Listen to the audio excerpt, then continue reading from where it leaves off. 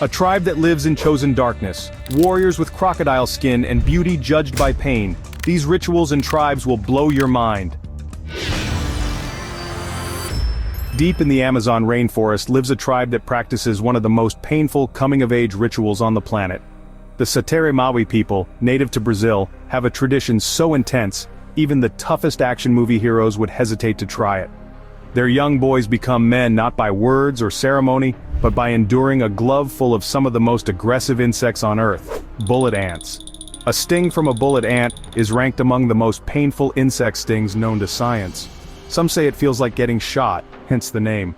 These ants are woven into gloves made from natural fibers, their stingers pointing inward, waiting. The boys then insert their hands into the gloves and must endure the pain for several minutes. And this isn't a one-time thing. They repeat the ritual many times over the course of their initiation. What makes this even more incredible is the sheer willpower it takes. The boys are trained to stay silent, to show no signs of weakness. They dance, chant and move around while their hands throb and swell. It's not just about pain, it's about proving courage, endurance, and earning respect within the tribe. And here's the wild part.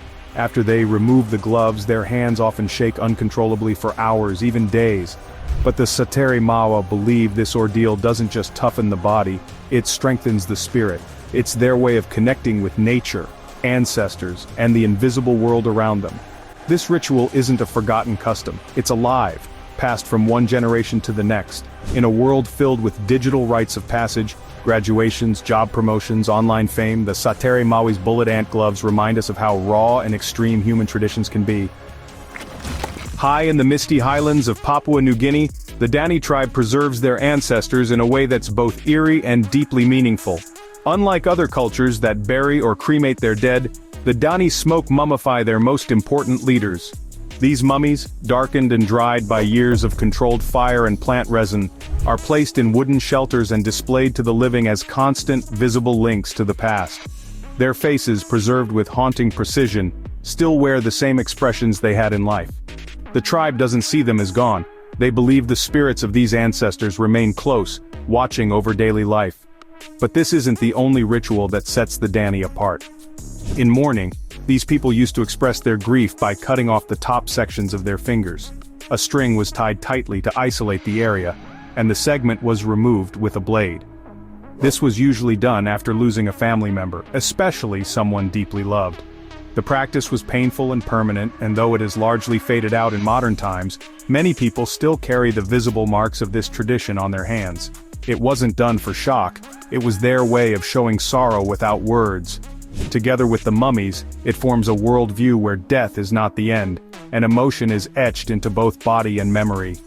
The Dani live with their dead, not apart from them, and that simple difference shapes every corner of their daily life. From the smoky peaks of New Guinea, we now drift deep into the rainforests along the Brazil-Venezuela border, where the Yanomami people follow a funerary tradition that still puzzles and fascinates outsiders. When a loved one dies, their body is not simply buried. Instead, the bones are carefully collected, crushed, and mixed with ashes of burned remains, then stirred into a thick paste with banana soup. This mixture is shared and consumed by the family. The ritual, known as endo-cannibalism, is not about nourishment or survival, it's entirely spiritual.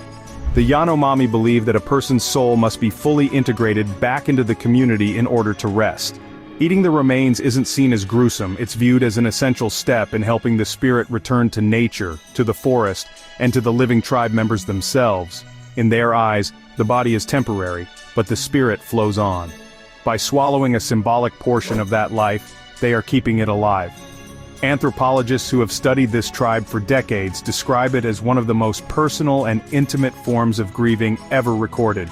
Even though the ritual can sound shocking from an outsider's view, for the Yanomami, it's a natural extension of their relationship with the forest and the spirits around them. There are no graveyards, only dense trees, warm fires, and families gathered in circles, passing on not just stories of the dead, but the essence of who they were. These customs, so unlike the distant ceremonies many are used to, bring death closer in a way that's both mysterious and quietly profound.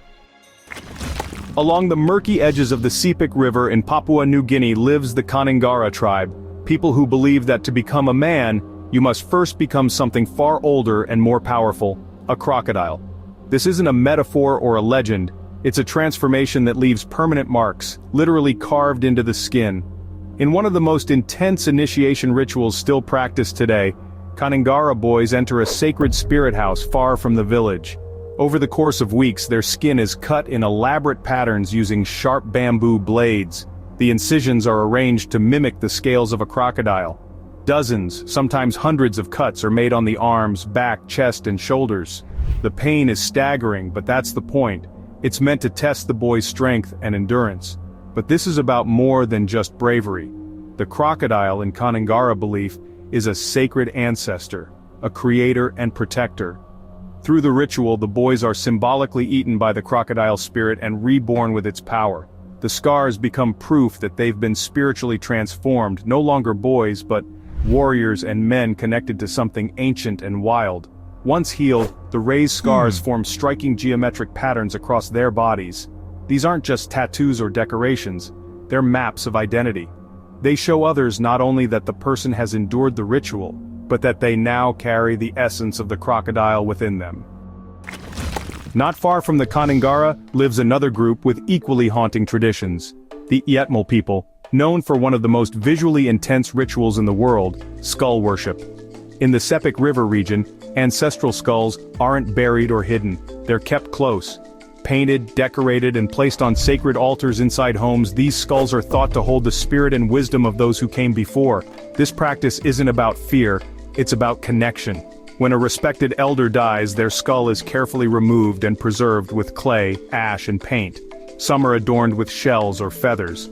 These skulls often sit atop family shrines, watching over the household like silent guardians. People speak to them, seek their guidance, and include them in ceremonies. And it doesn't stop there. The tribe sometimes molds clay over the skull to recreate the original facial features, making it look startlingly lifelike. It's a way to keep the person physically present even after death. Outsiders might find it eerie, but to the Yetmal, it's comforting. Their ancestors are never truly gone. This ritual has been practiced for generations and still persists today, despite the encroachment of modern life. The artistry, symbolism, and spiritual power behind it rival the rituals of ancient Egypt or Peru, yet it exists not in tombs or museums, but in wooden homes on stilts by the Sepik River, far from the spotlight. In a world where death is often sanitized and hidden away, the Yetmal confront it head-on, with respect, color, and bone. And through this they maintain an unbroken link with those who walked before them. In the sweeping savannas of East Africa, the Masai people live with a deep and powerful connection to their cattle. These majestic herders, spread across Kenya and Tanzania, are known worldwide for their red robes and high-jumping dances. But one of their most fascinating and misunderstood traditions lies in their diet, a mix of fresh cow's milk and blood. Now this isn't a survival trick or an emergency meal. It's a regular part of Masai life, rich in nutrients and deeply symbolic. Blood is drawn directly from the neck vein of a cow using a sharpened arrow or small spear, with extreme care to avoid long-term harm. The wound is sealed immediately afterward, using a clotting technique passed down for generations. The blood is then mixed with milk and consumed on the spot, often warm and frothy. This blend is especially important during ceremonies, long journeys, or times of healing. It's believed to strengthen the body, keep the warrior spirit alive, and nourish like nothing else. For the Masai, cattle are everything: currency, status, food source, and sacred beings all in one. No part of the animal is wasted, and the bond between human and cow is unlike anything else on the planet. To outsiders, drinking blood might sound extreme, but it's no more unusual than consuming rare steaks or sushi. It's just a different lens on nutrition, one rooted in tradition, balance, and respect for nature. Anthropologists have noted the Maasai's remarkable health and endurance, especially among those raised on this diet.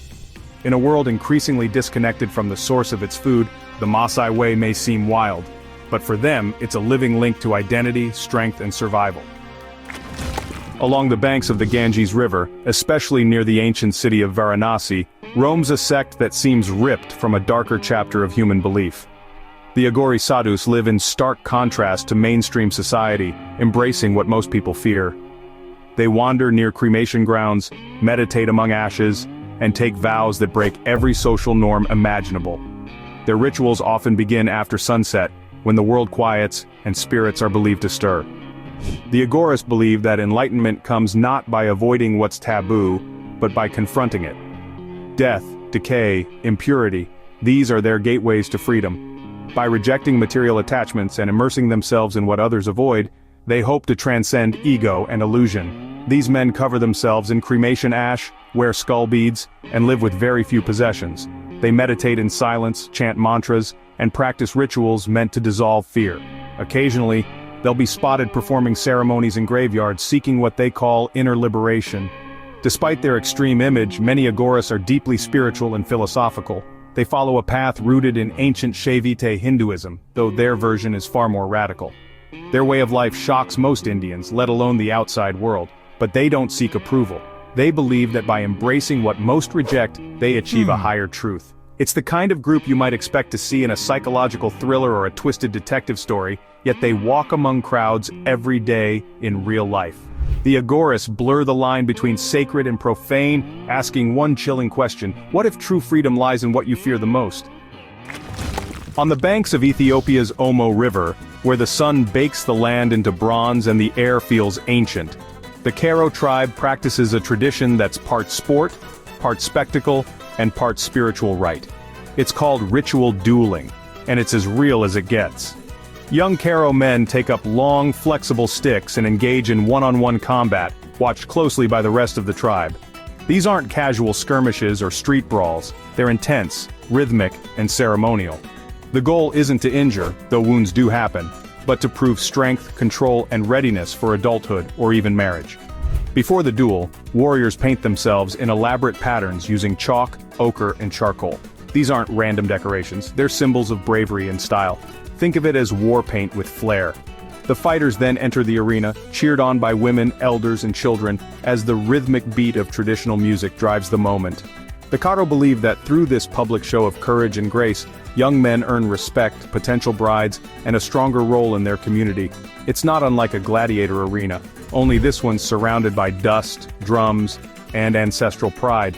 Photographers and documentarians are often drawn to the Caro for their visual richness, body paint, ritual scars, and colorful ceremonies, but it's the spirit of these duels that truly defines the tribe's soul. For the Caro, to fight in front of your people with discipline and pride is to announce that you are no longer a boy.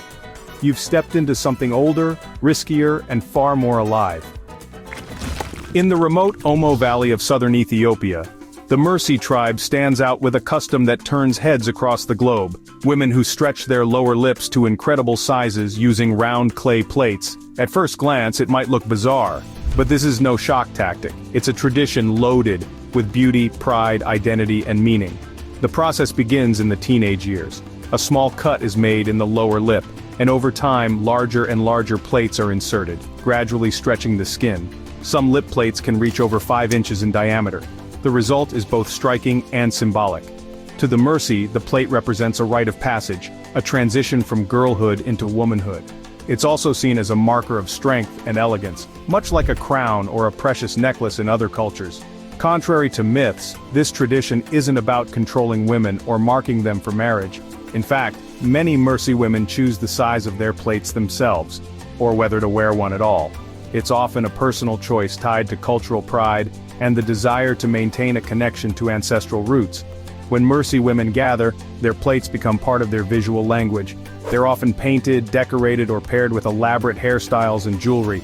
It's a bold expression of beauty that challenges global standards and flips modern ideals on their head. In recent years, some younger Mersi have started moving away from the practice due to outside influence, tourism, and shifting lifestyles. But for many, the lip plate is still a powerful statement, a symbol that says, "I am Mersi, and this is who I am." In a remote desert stretch of southern Africa, scientists discovered a mysterious tribe where every member is blind, but not by birth. This group voluntarily deprives themselves of sight, binding their eyes from childhood as part of a spiritual belief that true understanding comes from inner awareness, not vision. When researchers studied them, they were stunned to find the tribe navigates flawlessly using echolocation, clicking their tongues to sense surroundings, similar to how some blind individuals in modern cities adapt.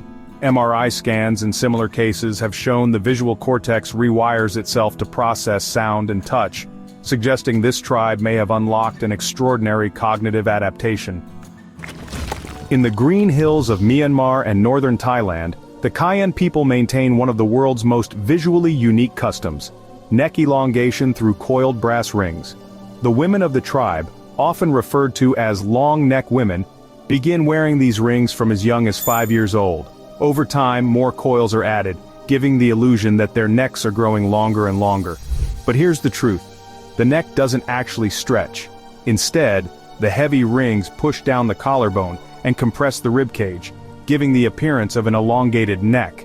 The effect is dramatic, almost surreal. It's not done for circus tricks or shock value. It's a deep-rooted symbol of cultural identity, elegance, and pride. To the Cayenne, this tradition is more than ornamentation. It's a sign of beauty, status, and connection to their heritage. Some say the origin may lie in protection, either from tiger attacks or as a way to make women less attractive to raiders in the past. Others link it to dragon mythology, with the rings resembling the coils of a serpent spirit. In today's world, the tradition has drawn the eyes of tourists and photographers alike. Some Cayenne villages have embraced tourism as a source of income, while others push back, fearing the ritual could be reduced to spectacle. Still, many women choose to wear the rings, not for money but because it's a living part of who they are.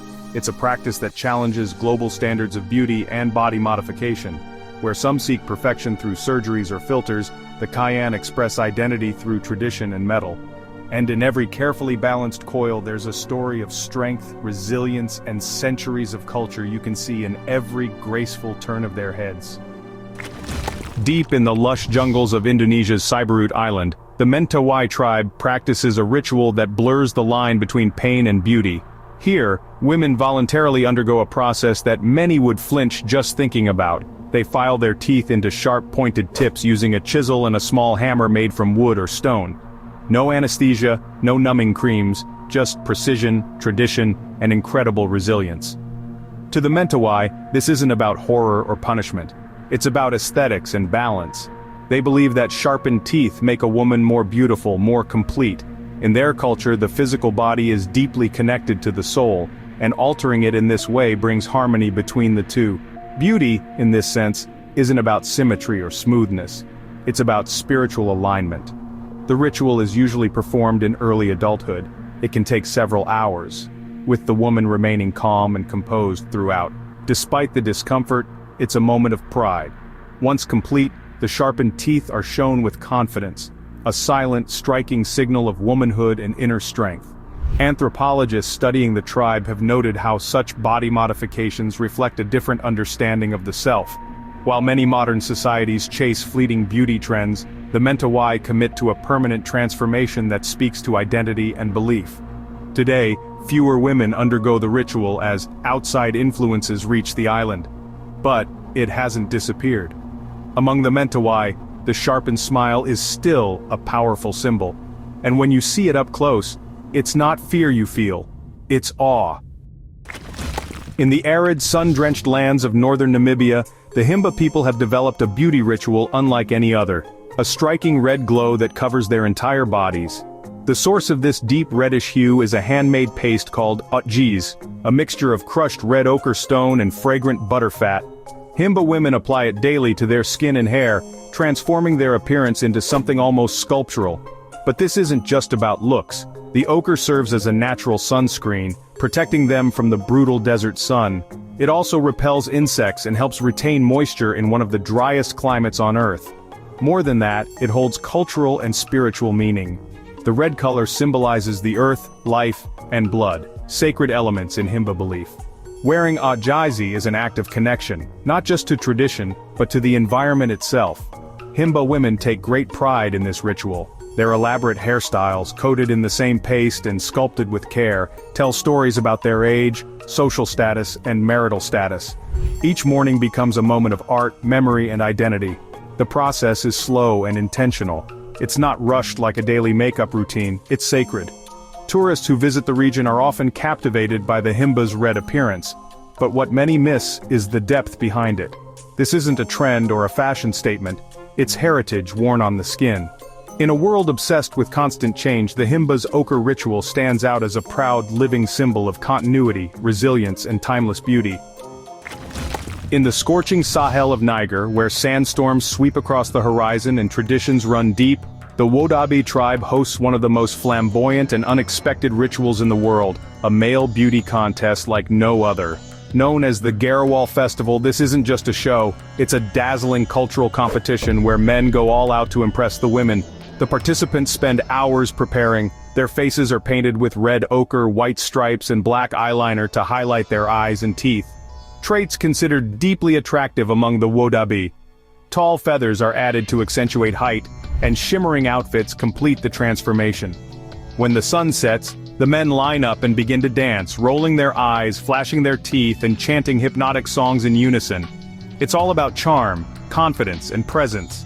The women, often seated in groups, watch quietly and choose the man they find most beautiful. Winners are rewarded not with trophies but with admiration, and sometimes a new partner. Unlike many societies where beauty competitions focus on women, here it's the men who put themselves on display. In the Omo Valley of Ethiopia, under a blazing sky and surrounded by the energy of drums and chants, a young Hamar boy prepares for the most important moment of his life: bull jumping. This isn't just a stunt or a dare, it's a deeply symbolic ritual that marks his passage into adulthood. The ceremony begins with dancing and song, but the core of it is intense. A line of bulls, slick with butter, is gathered. The boy must run and leap across their backs, not once but several times without falling.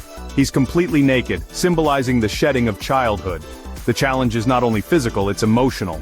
Success means he's now a man, eligible to marry and respected in the community. Failure means waiting, training, and trying again in the future. Surrounding the ritual is a whirlwind of traditions. Female relatives often whip themselves to show their loyalty and support, bearing the scars with pride. It's a controversial act, and while some outsiders misunderstand it, within the Hamar worldview, it reflects deep familial bonds and strength. When the final jump is made and the crowd erupts, there's a palpable shift. The boy is different. He's crossed an invisible line, one that can't be uncrossed. In today's fast-paced world where rites of passage are often reduced to paperwork and ceremonies, the bull jumping rite remains raw, dangerous, and real. That's about it. Which tribe impressed you the most? Write in the comments. For more useful information, watch other videos.